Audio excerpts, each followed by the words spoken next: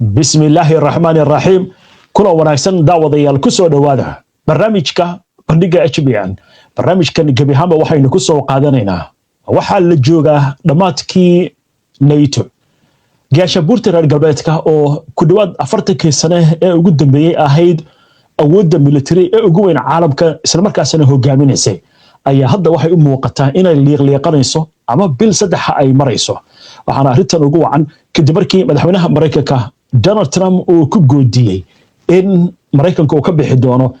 gaashabuurtaasi sababtuna waxa weeye iyadoo ay ka gaabsadeen wadamadaasi ama ay ka cagajiideen inay ku biiraan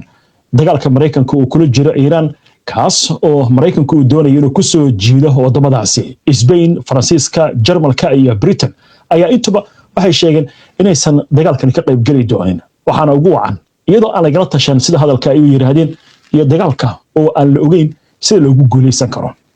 isbedel waaweyn ayaa dhacay saacadihii la soo dhaafay haddaba suurtagal ma tahay gaashabuurta NATO inaysan ka dambeyn sanadkan 2026 calaamadaha jira waxa laga yiri arrintan iyo waxay ka macno tahay ayaynu barnaamijkan ku lafaguri doonaa maxamed Cabdi ayaa soo ururiyay xogahan oo idil oo qadka ku jira maxamed bal hadda inoo bilow NATO waxa leeyahay NATOdii hore ma ahan dadka lafagurayaasha intooda badan ayaa ku doodaya NATO in laba arrimood oo laba dhinac u kala jeeda oo culays ah inay saaran yihiin mid waxa weeye NATO oo cadaadis badan uu saaran yahay midda kale waxaa qasab ku ah inay awoodeeda xoojiso oo ay ka shaqeyso sidii agabkeeda militariga iyo cududeeda ay u xoojin lahayd waxaa sidoo kale ka dhex jira baa la leeyahay khilaaf gaar ahaan sidii loo wadaagi lahaa culayska dhaqaale iyo mudnaanta istiraatiijiyadeed oo loo abuuri lahaa awood xoog leh ayadana khilaaf ayaa ka jira dhinac dagaalka Ukraine ayaa soo nooleeyay in NATO sida axdigeeda ku qornayd ay isku duubnaato oo difaaceeda wadajirka ay ilaashato wadamada qaar ayaa hore su'aal uga keeni jiray isxulufaysigan oo loo arkayay inuu yahay mid muhiim u ah amniga Yurub miisaaniyadda difaaca ee wadamada Yurub ayaa aad u korodhay gaar ahaan ay NATO ku bixinayaan iyo iskaashiga xagga militariga ay sameynayaan ayaa dardalgalay lafagurayaashan waxay sheegayaan NATO hadda waxaad moodaa in ay howlgalkeeda iyo howlaheeda militariga ay aad u socdaan hase ahaatee siyaasad ahaan in uu khilaaf badan ka jiray sanadihii ugu dambeeyay waa gartay dagaalka waxa soo hadal qaaday maxamed Ukraine sidee dagaalkan waxa uga bedelay qaab dhismeedkii NATO ruushka markii uu xoog ku qabsaday Ukraine waxaa ku bilowday NATO in dib u qaabeyn lagu sameeyo lafagurayaasha ayaa hoosta ka xariiqaya saddex sababood oo Aasiya ayaa saameyn leh in la ballaariyo NATO in NATO ay dib isu hubayso iyo inay istiraatiijiyad cad la timaado gaashaanbuurta NATO ayaa hadda waxa ay bartilmaameed ka dhiganaysaa sidii ay ruushka isaga caabin lahayd wadamada bariga Yurub oo xubno ka ah ururka NATO sida Poland iyo wadamada Baltiga ayaa saameyn weyn ku leh hadda NATO miiska go'aanka lagu gaaro NATO ayaa hadda ciidamo badan geysay xuduudka bariga ay kala wadaagto wadanka Ruushka lafagurayaashana waxay sheegayaan in colaadda laga yaabo NATO ay ku taageereysay in iska caabiso Ruushka in ay ku dhiirigelisay in NATO la dardargeliyo waxaana hadda muuqata qiyaasihii hore ah NATO in hadafkii laga lahaa oo burburay wixii ka dambeeyay dagaalka qabooba inuu hadda meesha ka baxayo ay dib isu qaabeyn inay sameeyso ay muhiim tahay waa gartay inkastoo walaacaasi uu jiro oo ah NATO inay suurtagal tahay burburkeeda laakiin dhowr sano ka hor way isbalaarisaba oo waxa ku soo biiray Sweden iyo Finland marka ma dhici kartaa in meel kale ka boorkaciso isbalaarisaba lafagurayaasha ayaa waxay aaminsan yihiin isbalaarinta ayaa dhici karta in ay sii socoto, laakiin si taxadar ah waxaa la rabaa sidii hadda ay ugu soo biireen Finland iyo Sweden inay noqotay isbedel taariikheed ee amniga Yurub ku yimid. qaar ka mid ah khabiirada ayaa waxay la tahay wadamada qaar sida Ukraine iyo Georgia inay ugu dambeyn kusoo biiri doonaan gaashaanbuurta NATO, laakiin si degdeg ah maaha. waxaa laga baqayaa in colaadda Ruushka lala galo ay noqoto mid toosa haddii hadda loo ogolaado albaabadana loo furo. qaar ka mid ah lafagurayaasha ayaa ku nuuxnuuxsanaya NATO inay door bidayso in tartiib tartiib ay isu ballaariso halkii xubno cusub ay ka qaadan lahayd in ay saaxiib la noqoto wadamada, halkii ay ka dardargelin lahayd isballaarin, in ay ka baqayso in xiisad dagaal ay abuuranto si ay uga baaqsato. marka waxa ay isku dayeysaa in ay saaxiibtinimo ku maarayso xubnaha kale ee danaynaya inay NATO kusoo biiraan. waa gartay, waa yahay. haddii aynu kusii socono markaa dhinaca kale aynu ka eegno maraykanka maxamed dhankiisa siyaasadda markay timaado NATO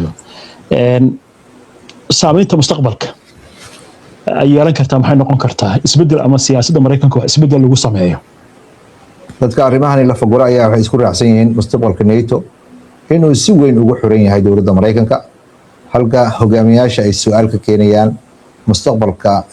xulafada NATO in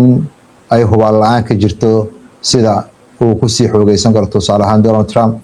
ayaa dhowr goor xubnaha NATO dhaleeceeyey, maaha oo keliya inuu ka codsaday inay lacag ku filan bixiyaan difaacidooda. qaar ka mid ah lafagurayaasha ayaa ka baqaya haddii Maraykanka ballamadii uu la galay NATO iyo xubnimadiisa ay sii daciifto, Yurub in lagu qasbo in ay dhisato nidaam amni ah oo madax bannaan oo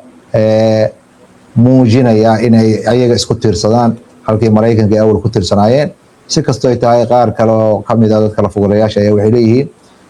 Maraykanka NATO waxa uu u arkaa inay istiraatiiji ahaan muhiim tahay, gaar ahaan dagaalka looga hortegayo Ruushka iyo awoodda sii ballaaranaysa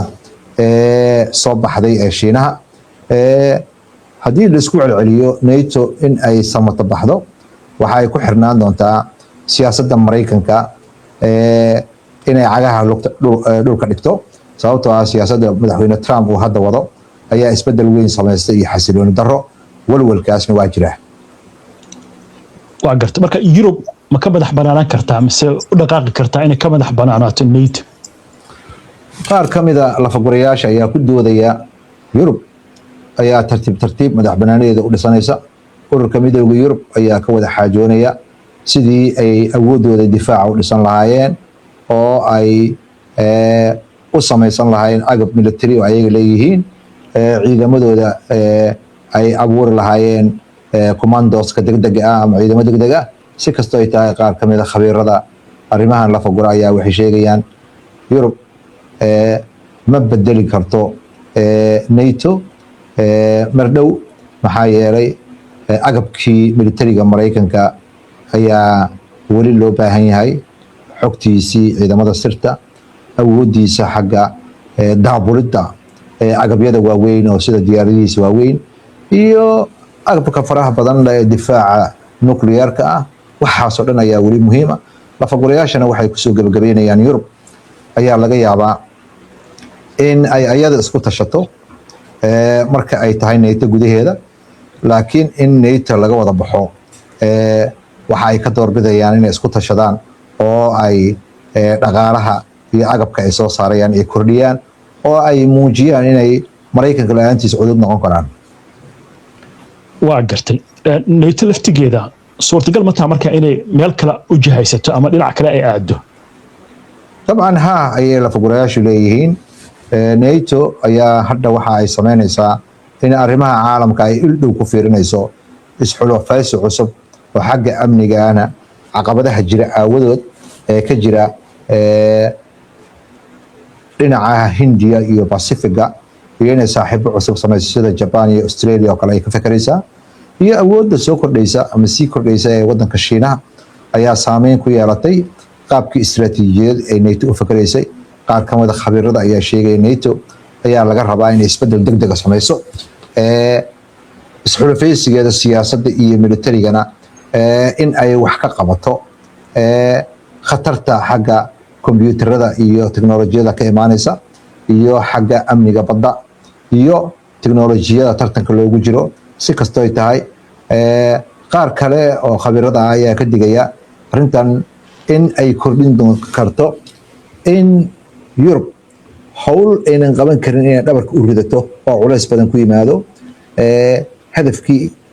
ay NATO lahayd iyo isku duubnaanshahoodana culays badan ku yimaado oo ay fashilanto waa garta marka khilaafaadkan gudaha ka jira oo NATO ka dhex jira saameyn ma ku keeni karaa gaashaanbuurtan khilaafka NATO gudaheeda ka jira uma badna inuu ururka NATO burburiyo sida khabiirada hadalku dhigayaan laakiin khilaaf waa jira oo wax la qarin kara maaha ka imaanaya kharashka lagu bixinayo difaaca xiriirka ruushka ay NATO la leedahay oo ah mid cadownimo ah siyaasadda NATO ay ka leedahay gobolka bariga dhexe oo mararka qaarkood xiisad abuuraya tusaale ahaan xubno waxaa jira NATO ka mid ah sida Turkiga oo kale oo mararka qaarkood siyaasad madax bannaan leh oo wixii la isku raaco dhan carqaladeynaya lafagurayaasha ayaa waxay ku nuxnuxsanayaan NATO waxaa laga yaabaa in qalalaasahan ay ka gudubto oo ay ka samato baxdo sidii ay oga samato baxday khilaafkii ka dhashay dagaalkii Ciraaq isxulufaysigan ayaa waxaad moodaa in laga yaabo in uu waqtiga ay wax ka bartaan oo isbedel sameeyaan khabiirada inta badanna waxay kusoo gabagabeynayaan kala qaybsanaantan la xiriira go'aan qaadashada inuu gaabis yahay in uu khatar gelinayo in NATO jiritaankeeda uu saameyn ku yeelan karo laakiin hadda waxaad moodaa inay isku tashanayaan oo ay muruqooda iyo caqligooda maalayaan iyo maalkooda waa garta muuqaalka marka mustaqbalka muuqda ee NATO maxaa lagu sifayn karaa aragtida guud ee lafagurayaasha isku raacsan yihiin waxa weeye NATO in ay la qabsan doonto xaaladaha caalamka ka jira NATO waxaa laga filayaa in ay amniga wadamada Yurub lafdhabar u ahaato isbedel ay ku samayso xagga qaabka ay u dhisan tahay iyo waxyaabaha mudnaanta siinayso kharashka ay ku bixinayso difaacana kor ay u sii kici doonaa iskaashiga ay leeyihiin wadamada Yurubna waa sii xoogeysanayaa in ruushka ay iska caabiyaanna waxa ay noqonaysaa arrin xudun u ah istiraatiijiyadooda difaaca isla markaas NATO waxaa laga yaabaa inay saaxiibtinimo caalamka oo dhan ku baahiyaan marka la fiiriyo doodaha khilaafka ayaga dhexdooda ka jira ee istiraatiijiyadaas la xiriira lafagurayaasha ayaa waxay saadalayaan NATO ma noqon doonta mid burburta laakiin waxay noqon doontaa mid isbedel samaysa oo siyaasadeedu ay noqoto mid ay miriqsan tahay isxulufaysigeeda xagga militarigana muddo ayuu sii jirayaa dheer sababtoo ah danta ayaa ka lefaysa inay garabka isku hayaan oo ay isku tashadaan maadaama adduunkii hadda uu noqonayo meel amnigii adduunka iyo saameyntii adduunka ay soo baxeen dalal awood leh oo hadda cid walba ay arkayso Iiraan cududda ay la soo baxday oo duqeynaysa 9 dal hal mar dagaal ku qaadaysa oo loo arko in wadan weyn kaliya waxa sameyn kara wadamo yar yar sameyn karin wadan Yurub ah oo waxa Iiraan sameynaysa sameyn kara ma jiro oo 10 dal hal mar weerari kara waxaana muuqata in la isbarbar dhigayo NATO adduunka hadda saameyntii uu Mareykanku lahaa inay sii gurayso awoodaha cusub ee soo baxaya Ruushka Shiinaha Iiraan oo hadda cududeeda banaanka soo dhigtay in NATO ayagana ay qasab noqoto inay garabka isku hayaan lafagurayaasha ayaa intooda badan isku raacsan NATO inay gelayso waji cusub halkii ay hoos awoodooda in hoos lahayd khataraha dibadda ka imaanaya gaar ahaan xagga Ruushka ayaa xoojinaya in doorkeeda militariga ay xoojiso si kastoo ay tahay khilaaf siyaasadeed waa jira oo isbedelka siyaasadda Mareykanka ku yimid Yurub waxay u hanqaltaagaysaa in ay ka madax banaanaato Mareykanka oo hubaan la-aanta hadda jirta ay la timaado afkaar cusub waxaana dhici karta nato in ay sii jiri doonto waxayna ka taxadaraysaa isballaarinta maadaama adduunkii hadda uu yeelanayo madax cusub haddii lasoo koobo isxulufaysigan mana burburayo mana la bedelayo si tartiiba ayaa cadaadiska saaran ee dhinac walba uu ola qabsanayaa oo uu ola falgelayaa waa gartay waaya maxamed aan kusoo gabagabayna marka maraykanka iyo natoba isxulufaysi ayay dagaal ku kula jireen inkastoo aan lahaynba dagaal ay ku guulaystaan oo aynu ognahay 20 sano in ka badan afghanistan markay ku jireen dagaal ka wadeen si habqana inay uga soo baxeen 2021kii dagaalkan hadda bariga dhexe ka dhacay oo Iiraan lagu qaaday maraykanka kaligiis iyo Israa'iil oo isla jira kuma aysan guulaysan wuxuu marada u raxayna Trump waxay ahayd in la helo xulufo marka haddii maraykanku ka baxo kaligiis sida uu wajihi kara dagaalada soo socda wadamadan kale ku haray NATO hadiiba ay sii jiraan ayaguna soo noqon maayaan agoon aabahoodu ka tagay oo markaasi meel cad laga heli maayo laftigooda su-aashaas su-aal xasaasi ah oo meelo badan taabanaysa yurub oo maraykanka la jiro awooddii ay caalamka ku lahaayeen waa shiiqaysaa weliba dagaalkan hadda iiraan uu maraykanku sida gardarada ugu qaaday oo xeerarkii axdigii qaramada midoobay oo ka leexday oo xulafo ka dhigtay Israa'iil waxa ay soo bandhigtay baa leeyahay dhalashada nidaam cusub oo uunan maraykanku ku amar ku taagnayn karin yurub marka ay timaado maraykanku wuxuu saluugsanaa in uu jiidayay oo ay rumoor ahaayeen oo ayna dhaqaalahooda difaaca waxba ka bixin karin hadda waxaad moodaa inay dhaqaalahooda kordhinayaan iskuna tashanayaan waxaa kaloo ayadana yurub iyo maraykankaba fajiciso ku noqotay agabkii military oo ay kharashka badan ku bixiyeen ee qarnigii lasoo dhaafay qarniga 21aad cid ka gabanaysa ma jirto markabkaas iyo diyaaradahaas iyo awoodda kale ee maraykanku uu sheeganayo ciidamo iska hor imaan doona ma jiraan dagaaladii waa isbedeleen gantaalada guuxooda ka dheereeya oo ah tiknoolajiyad aan yurub iyo maraykanka gaarin iyo diyaaradaha andaloniska ah ee lacagta yar ku baxayso ayaa waxa ay noqdeen dagaalka casriga ah oo hadda ay ku dhiig baxayaan Israa'iil iyo maraykanka yurubna hadda waxaad moodaa in agabka cusub iyo afkaarta cusub ay sameynayso jabka ka soo gaaray Ukraine markay arkeen in ay dib ugu noqonayaan miiska naqshadeynta oo la rabo adduunka cusub in la isla falgalo meelaha iskaashanayaan iyo aaraahda ay la imaanayaan waa ka duwanaynaysaa meeqaamkii iyo awooddii ay marka hore lahaayeen adduunka hadda waxaa la isku raacsan yahay in uu noqday adduun ay wadamo badan oo awood leh ka taliyaan yurub iyo maraykanka adduunka ka talin jireen dagaalkan iiraan ayaa ugu dambeeya ayay leeyihiin khabirada la fagura arrimaha siyaasadda juqraafiyaadka caalamka waa tahay maxamed aad baad u mahadsan tahay daawadayaashuna ay mahadsan yihiin inta ayaan kusoo gabagabaynaynaa daawadayaal barnaamijkii si aad ula socoto wararkan iyo barnaamijyada iyo macluumaadka aynu soo gudbino haddii aad ku cusub tahay daawashada barnaamijyadeena amaba aad ku xirnayn baraheena bulshada kusoo biir aynoo barnaamijka xiga insha allah inta ka horeysa nabadgelyo